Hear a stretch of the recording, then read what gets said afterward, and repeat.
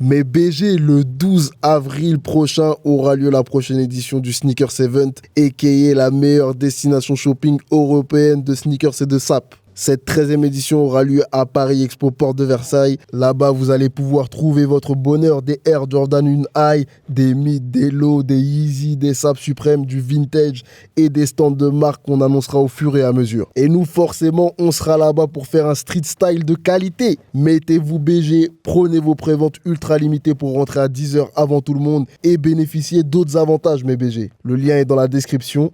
Babanks. Ok mes BG, aujourd'hui on va s'intéresser à la mode unisexe. On va se demander comment elle a évolué, comment elle était utilisée avant. Et pour ça, on est obligé de parler de monsieur Jean-Paul Gaultier, qui a été l'un des premiers designers à démocratiser la mode unisexe. Le 22 janvier 2020, monsieur Jean-Paul Gaultier a dit adieu au défilé haute couture. Son défilé Fashion Freak Show en 2020 était donc son dernier défilé haute couture et pour l'occasion, il a invité plus de 200 mannequins. Dans les mannequins, t'avais Dita Von Teese, Bella Hadid, Christina Cordula ou Antoine Decaune qui ont défilé pendant plus d'une heure. Ça faisait 50 ans que Jean-Paul Gaultier travaillait dans la mode et c'était un vrai symbole du luxe français. En vrai, en 2015, il avait déjà arrêté de faire des collections de prêt-à-porter, donc fast fashion, mais il a clairement annoncé récemment que son dernier défilé n'était pas son dernier projet. Jean-Paul Gaultier a été l'un des premiers à faire défiler des femmes fortes, tatouées ou des seniors et à mélanger les époques, les styles et bien sûr les tenues unisexes. On se souvient par exemple du bustier porté par Madonna avec les seins coniques, des jupes pour hommes ou des costumes 3 pièces pour femmes. Pour bien comprendre la mode unisexe, c'est une mode qui peut être adaptée à l'un ou l'autre sexe. Elle part du principe que les vêtements peuvent être portés aussi bien par les hommes que par les femmes. Ted Lapidus est le premier designer français à utiliser un style uniforme ou esprit unisexe lors de ses défilés en 1960. Il introduit alors le jean, le style safari et les imprimés militaires sur les podiums. Puis t'as aussi Coco Chanel au début du 20e siècle. Elle imagine une veste en tweed et un blazer à boutons dorés. Ou encore Yves Saint Laurent en 1966. Il introduit en haute couture le complet smoking qui était jusqu'alors réservé aux hommes. Dans le rap aussi, les artistes n'hésitent pas à adopter un style androgyne. Par exemple, dernièrement, on a vu Jaden Smith poser en jupe pour la campagne printemps-été 2016 de Louis Vuitton. Young Thug a aussi posé en longue robe à volant sur la pochette de son album No, My Name is Jeffrey. Ou encore Lil Wayne qui a porté un legging léopard sur la scène des MTV Music Awards. Mais la mode unisexe a eu du mal à passer des grandes scènes à la rue. Dans les années 60, le choix de la masculinité est un besoin d'affirmation des féministes. Les femmes commencent à porter des pantalons, des pulls verts, etc. Et ce style vestimentaire permet d'être plus confortable au travail, mais aussi de montrer que les femmes souhaitent être égales aux hommes. Aujourd'hui, la mode unisexe s'éloigne de ces contestations. Elle permet à chaque personne d'exprimer sa personnalité et son style à travers des vêtements et des accessoires de son choix, sans limite de genre. Par exemple, un homme peut choisir de porter une veste normalement réservée aux femmes sans aucun problème, et inversement. Les marques ont dû s'adapter à cette demande et certaines ont donc créé des collections unisexes. Dans l'eau, on a des marques comme Zara, H&M ou encore Azos avec sa collection Collusion. Même Guess CME a lancé sa collection Ease and Her. Chaque fois, les collections unisexes sont composées de basiques, comme des t-shirts loose, des hoodies oversize, des jeans délavés ou des jogging molletonnés. Et absolument toutes les pièces sont dans des couleurs neutres comme du beige, du rose poudré, du bleu clair ou encore du gris. Mais il y a aussi pas mal de marques qui font que du unisexe. Par exemple, la marque américaine Too Good crée des collections sans saison ni genre, elle est spécialisée dans les manteaux. Et même du côté des enfants, plusieurs marques de prêt-à-porter se mettent aux vêtements unisexes. Le but est de briser le code couleur rose-bleu et les motifs princesse voiture. Par exemple, en 2018, Céline Dion a lancé sa ligne de vêtements en collaboration avec NuNuNu, Céline NuNuNu. On y trouve des hoodies, vestes avec fermeture éclair asymétrique, manteaux, leggings, pantalons en plan de jersey et robes longues. En France, on a aussi OHA qui propose des vestiaires plus streetwear. Mais globalement, il y a encore certaines limites à la mode unisexe. En général, on retrouve des collections unisexe dans les rayons hommes et femmes, alors que si on va jusqu'au bout de l'idée, même les rayons ne devraient plus être genrés. Comme c'est le cas par exemple dans le grand magasin Lododia Selfridge, où t'as tout un étage dédié au agender. Une autre limite à la mode unisexe est la morphologie. Les modèles doivent aller aussi bien à l'homme que la femme, pourtant les femmes et les hommes n'ont absolument pas les mêmes morphologies. Et pour que tout le monde se sente bien, les marques créent en général leur silhouette directement sur des mannequins hommes et femmes. Les modèles peuvent alors mettre tous les corps en valeur. Aussi, même si toutes ces marques ont des bonnes intentions, souvent les collections unisexes reprennent des coupes du vestiaire masculin et très peu du vestiaire féminin. Et on ne trouve quasiment pas de jupe, de robe, de haut crop top ou de décolleté unisexe. De manière générale, ce sont plus largement les femmes qui ont adopté l'unisexe avec des t-shirts oversize, des sneakers, des hoodies ou encore des jogging. Mais de plus en plus d'hommes acceptent de porter des couleurs qui étaient avant caractérisées comme féminines mais vont rarement plus loin. Du coup, avec toutes ces informations, on va se demander comment la mode unisexe a évolué. Parce qu'à l'époque, les femmes s'appropriaient des pièces hommes pour s'affirmer ou pour revendiquer leur liberté. Du coup, on va se demander comment la mode mode unisexe a évolué. Et on va se demander si vous qui regardez la vidéo ou s'il y a des membres de l'équipe qui portent des vêtements unisexes. Et enfin, on va se demander si dans la mode actuelle, il y a toujours cette séparation homme-femme ou si au contraire, ça s'est énormément démocratisé. Comme d'hab, likez, partagez, commentez, mais dites-nous ce que vous en pensez. On va passer au débat.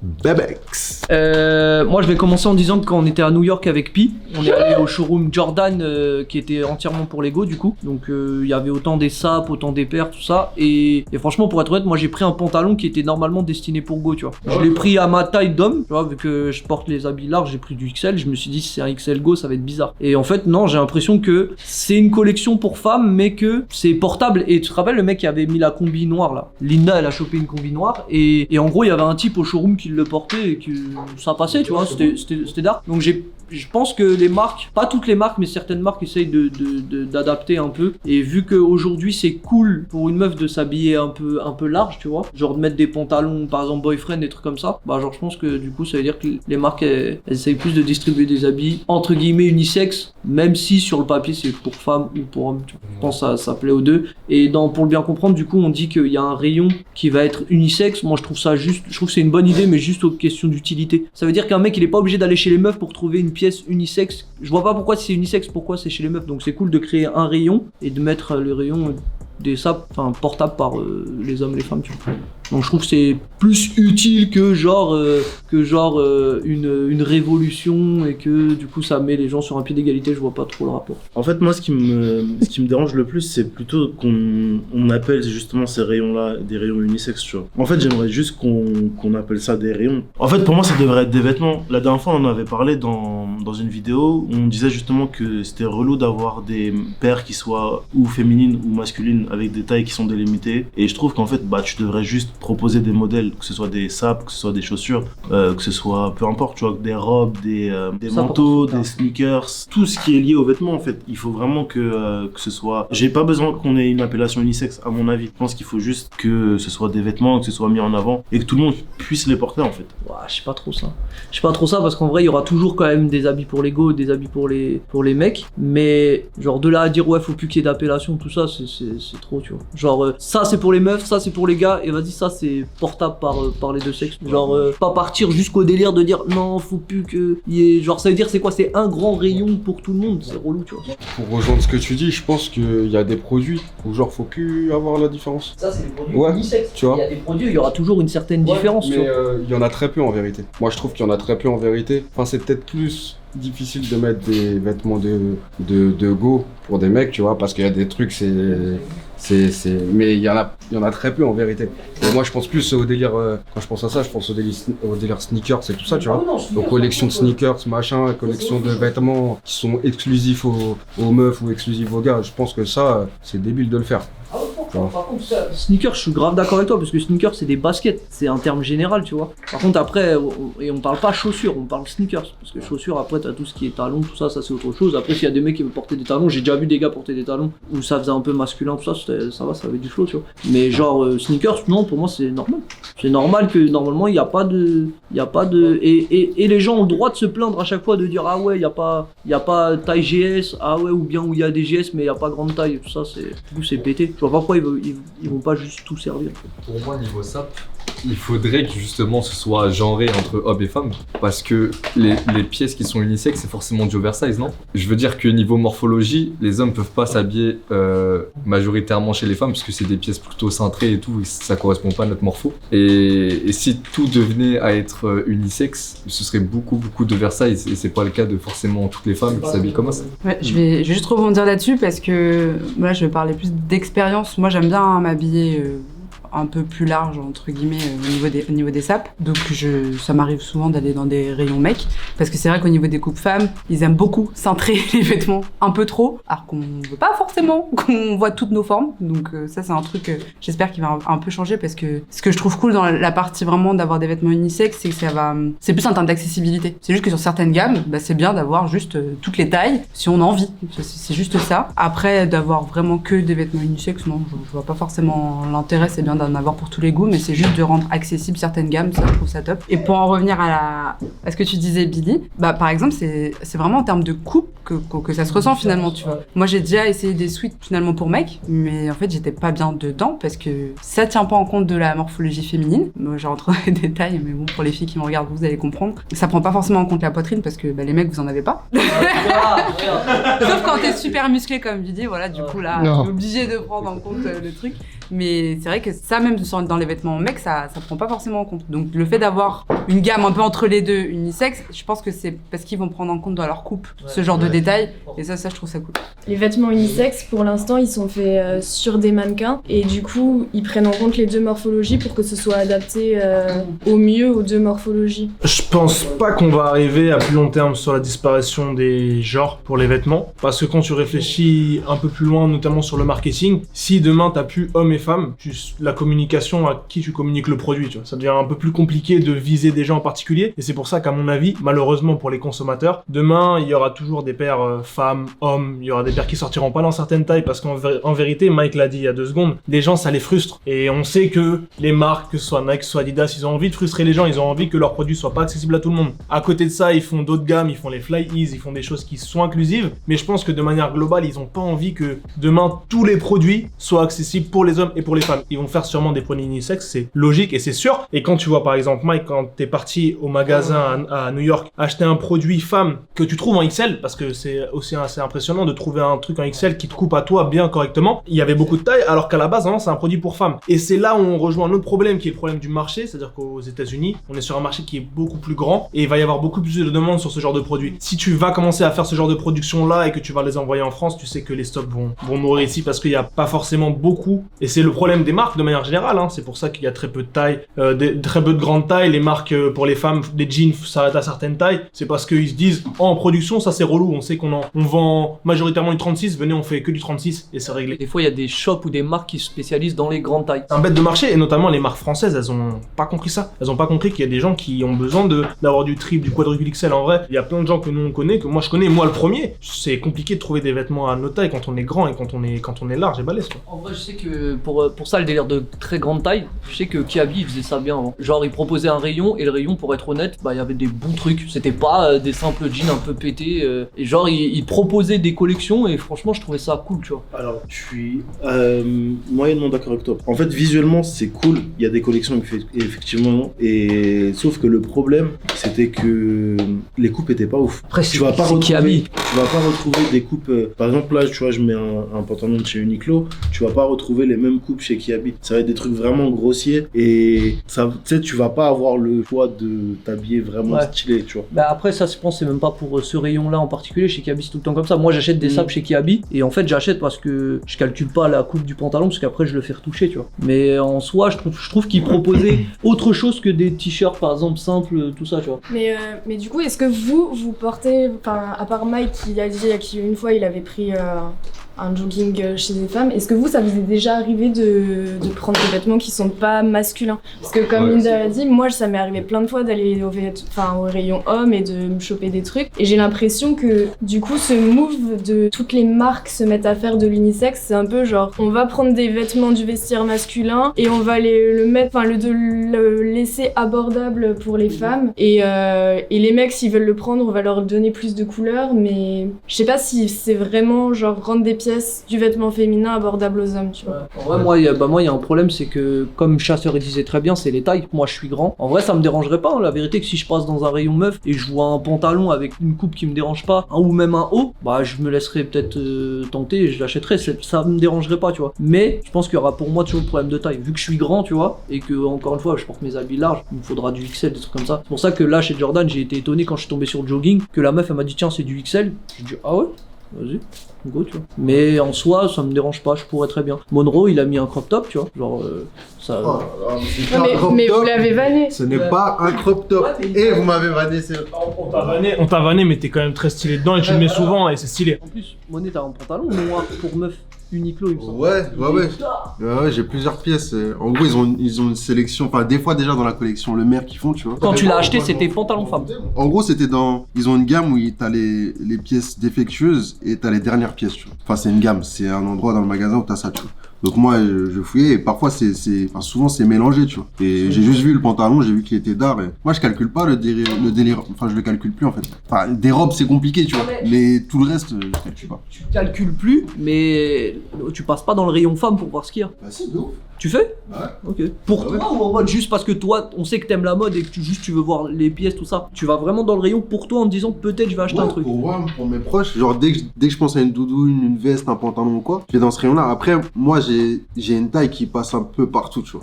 En mode M, je peux, tu vois, prendre du L en femme et tout et ça passe, tu vois. Moi, pour moi, c'est un plus, tu vois. Surtout chez Uniqlo, je sais qu'ils font énormément de coupe droite, énormément de coupe large et tout. Et en vrai, pour gars, c'est facile.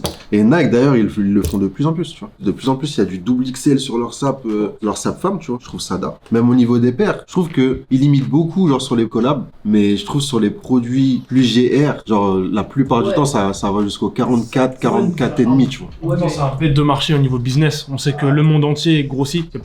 C'est des statistiques. Le monde entier grossit, donc les gens vont porter de plus en plus des grandes tailles. Ils peuvent pas passer à côté de ça, surtout que c'est Nike, c'est la première marque au monde. Si eux ne le font pas, il y a personne qui va le faire. Je disais sur les collabs, c'est encore un peu limité, mais c'est ça le problème. C'est ça qui, entre guillemets, excite les gens et c'est là où c'est dommage, c'est que même les collabs devraient commencer à être pour tout le monde avec toutes les tailles et tout. Et ça, on en a déjà parlé. Tu vois. En fait, je trouve un avantage énorme qu'a le rayon femme, c'est que les pièces elles font grave design. Genre la pièce elle est un peu crop topisée, genre, et les manches elles sont grave larges et tout, et c'est des belles pièces. Et le truc c'est que même en achetant un XL, en fait, ça taille même pas comme un M, parce que vu qu'on a un dos un peu plus large et des épaules plus balèzes, bah ça remonte beaucoup plus qu'un crop top normal pour elle. Et ouais, du coup c'est le désavantage qu'il y a au rayon femme. Mais c'est pour ça que c'est cool, les meufs elles peuvent venir chez nous, elles vont prendre du M, des trucs comme ça va être d'art pour eux, mais le contraire c'est un peu compliqué, tu vois, je trouve. Chasseur parlait de la communication, que c'est un peu compliqué de se dire un jour on va faire une com unisexe pour juste tout le monde. Ça va peut-être pas être le coup pour elle, mais en fait je suis pas forcément d'accord avec ça. Au contraire, dans une campagne ça t'empêche pas de mettre, comme ils font déjà sur des produits un peu standards, des jogging hautes, de mettre la femme, moi je trouverais ça intéressant qu'ils mettent un produit qui est un peu plus féminin normalement, adapté sur un mec, parce que je pense que là la confusion qu'on peut avoir sur ce genre de propos, c'est de se dire que les vêtements de femme sur un mec ça va forcément te rendre un peu féminin, et que peut-être les sapes de mecs sur les nanas ça va te rendre forcément comme un garçon manqué, alors que pas forcément. Dans les défis ils le font très bien, ils arrivent à mettre les pièces de l'un sur l'autre et ça masculinise personne ou féminise personne. Et d'ailleurs en fait quand je dis ça je pense à Zendaya elle le fait super bien, elle a toujours des costards de mecs mais vraiment mis sur elle de manière, du coup ça rend super féminin, c'est vrai en plus, ça lui va super bien à chaque fois, ça lui donne grave de la prestance, et je pense que c'est juste en termes de communication, faut juste faire ça, montrer comment ça peut s'adapter sur une morphologie ou l'autre sans forcément ça vient éduquer le consommateur, montrer que ouais vas-y, comme là elle, moi j'avoue je trouve pas ça très beau, tu vois, mais j'arrive à me dire que ça peut être stylé, dire aux gens regarde la pièce là, c'est possible, vas-y t'as un queumé, tu peux la porter, mais au-delà de ça nous la marque on vous donne les détails disponibles. Oui. Donc je pense que ouais, mais du coup c'est à la marque fort d'éduquer le consommateur. Ouais. Je suis grave d'accord avec ce que tu viens de dire, Linda. Au départ j'étais plus d'accord avec Chasseur, mais en vrai je pense que les marques elles ont aussi, c'est important pour les marques d'adapter leur communication et du coup de changer en fonction de l'évolution de la société. On voit de plus en plus de phénomènes qui se passent, les mentalités qui changent. Là tout à l'heure tu parlais de Zendaya, on a aussi Billie Eilish qui est la plupart du temps habillée de façon assez large. Aujourd'hui Billie Eilish c'est une énorme star, une influenceuse qui influence beaucoup de monde. Il y a beaucoup de filles et de garçons qui la suivent et du coup qui vont aussi adopter forcément ce style-là, et donc du coup qui vont être de moins en moins, qui vont moins en moins se catégoriser en disant ouais je m'habille large donc je m'habille comme un gars ou comme une meuf, et voilà. C'est aussi important pour les marques d'adapter leur communication en fonction de l'évolution de la société. En vrai je regardais la tenue de Salomé et genre pour moi t'es pas habillé ni comme un gars ni comme une meuf, t'as une tenue que moi je pourrais porter, tu vois. Donc en fait j'arrive pas à définir dans ma tête c'est quoi une tenue des vêtements vraiment de meuf. Si c'est juste les jupes et trucs etc. En fait j'ai l'impression que toutes les femmes peuvent porter les vêtements d'hommes, c'est juste qu'il y en a qui s'arrêtent, qui se disent ouais on peut pas porter les vêtements de femmes. Le seul souci que j'ai c'est que j'ai l'impression que les femmes elles sont plus serrées dans leurs vêtements de manière un peu plus générale, et moi je peux pas faire ça. Dire moi s'il y avait des coupes, non mais c'est vrai, j'ai besoin d'être à l'aise, tu vois, j'ai besoin de tout le temps me sentir tranquille dans mes vêtements, et si c'était le cas et que j'allais dans un rayon femme entre guillemets, si ça existe encore demain, je vois pas pourquoi je prendrais pas les sapes. Je pense que justement du coup avant l'unisexe c'était peut-être contestataire pour faire exprimer des messages et tout, et maintenant c'est juste qu'en vrai on a envie d'être confortable dans nos fringues, donc on va chez les mecs parce que c'est plus large et t'es mieux, et flemme d'être dans un jean où tu peux pas t'asseoir parce que t'es trop serré et tout. tout. J'ai l'impression que dans la haute couture, c'est fait notamment par Jean-Paul Gaultier. Dans le streetwear, ça se fait depuis des années, j'ai l'impression. Les gens, ils se sont appropriés les vêtements. Bon, on dit souvent qu'ils s'approprient les vêtements avant la mode, tu vois. Et moi, je repense par exemple à Miss Elliott qui portait des ensembles baggy forts, tu vois. Et il y en avait d'autres avant, Alia, et je pense qu'il y en a eu d'autres avant, tu vois. Et qui mélangeaient les deux univers. Franchement, elle portait genre souvent long baggy, souvent elle mettait des caleçons et genre elle baissait le baggy et genre elles avaient genre au cours de ça, gros, je trouvais ça trop stylé. Pour moi, il y a un endroit qui est du grave à ça, c'est les friperies. Enfin, je parle des friperies où c'est pas rangé du tout, tu vois, où c'est le bordel et tout est mélangé. Genre là, il y a pas de question de genre ou quoi. Tu vois par rapport aux marques ou par rapport à certaines coupes, si tu veux du moulant, pas moulant. Enfin, il y a vraiment tous les choix et je pense que ça est du grave le consommateur. Même les gros bacs, tu vois, où il y a juste des pièces, tu tires et tu chopes ce que tu kiffes, tu vois. Pour ma part, c'est pour ça que je vais pas en fripe. Frérot, tu rentres dans un fripe, t'en as pour 4 heures, gros. Et moi, j'ai la flemme. Et justement, tu vois, ça montre mon propos de tout à l'heure, c'est que là, quand c'est pas rangé et que c'est le bordel, du coup, t'arrives dans la fripe, tu sais pas où aller, tu vois. Toi, t'as la patience, t'as le kiff de regarder sape par sape. Moi, j'ai pas cette patience. J'avoue que souvent, quand je viens dans un magasin, je sais ce que je veux, je prends la pièce et je pars chez moi. Mais là, les fripes, c'est le bon exemple. Hein. De ouf. Ouais, mais en fait, depuis tout à l'heure, vu que je savais pas trop quoi penser, je vous écoutais et je suis d'accord avec ce que vous avancez depuis tout à l'heure. Il y a un truc que j'aime bien, on en a parlé pendant l'unboxing de la Rift. La paire de Rift.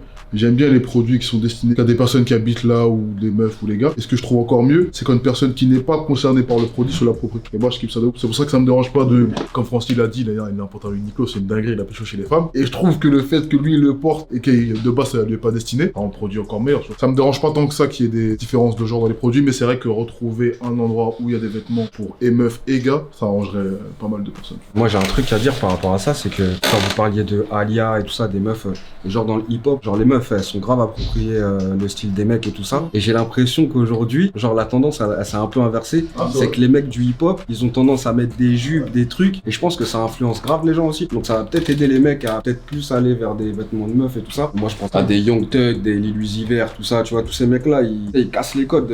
Même dans le rap, tu sais, ça fait chelou d'avoir un mec avec une jupe. Là, maintenant, je pense que plus personne n'est étonné de voir ça dans le rap. Et je trouve que c'est cool, tu vois. Et peut-être ça va aider les mecs à plus diriger vers des vêtements de meufs. Parce que en vérité, c'est plus le contraire qui se fait, je pense.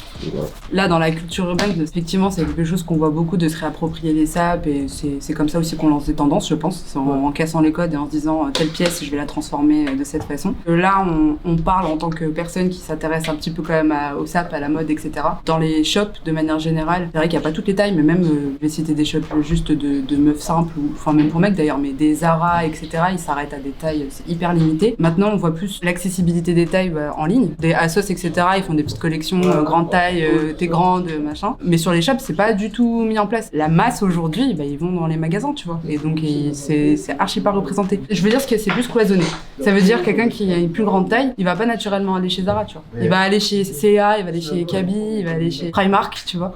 Pour les marques, niveau communication, de manière générale, même tous les retails, c'est de se dire, j'arrive pas à voir comment ils vont pouvoir intégrer la partie unisexe dans ces shops-là, tu vois. Pas forcément ceux qui s'adressent à nous, mais ceux qui s'adressent à plus à la masse. Je sais pas si c'est quelque chose qui va être mis en place. Et si c'est le cas, je sais pas comment ils vont s'en sortir. Le fait d'aller piocher chez les hommes et chez les femmes, ça va faire maigrir ces rayons-là déjà. Ça veut dire qu'au milieu, tu pourras mettre un rayon unisexe au calme, tu vois. Et niveau communication, je trouve que l'idée que t'as donnée tout à l'heure, elle était d'art, tu vois. De mettre une pièce et dans leur façon de communiquer, que ça soit photo ou vidéo shooting ou ce que tu veux, que la pièce elle soit portée par les deux. Il y a un truc très très beau en termes de marque, enfin purement à l'intérieur de l'entreprise, c'est qu'en production, tu vas avoir qu'une seule gamme à produire au lieu d'avoir deux coupes différentes à produire. Donc 2 fois moins de stock, donc 2 fois moins de risque de stock, 2 fois moins de coûts de production, enfin c'est magnifique. Et je pense que c'est pour ça qu'ils ont envie de se guider vers ça. Mais je pense qu'il y a toujours ce problème marketing là de comment tu vas marketer le produit. Ils vont s'accaparer ce marché là, c'est sûr et certain. Et je pense qu'il y a encore quelqu'un qui donne l'heure et c'est le luxe. Et je pense que toutes ces marques là, elles limitent autant les tailles parce que le luxe, gros, quand tu regardes les mannequins, on a beau avoir des défilés avec des femmes fortes, avec des transgenres ou quoi, 70% des défilés, c'est quand même des mannequins qui sont tout fins, qui portent les sapes, tu vois. En vrai, si le luxe s'aligne comme as et toi en boutique tu t'alignes pas comme as, alors que tu vends genre des vêtements à bas prix mais qui ont une connotation luxe, tu tires une balle dans les yeux.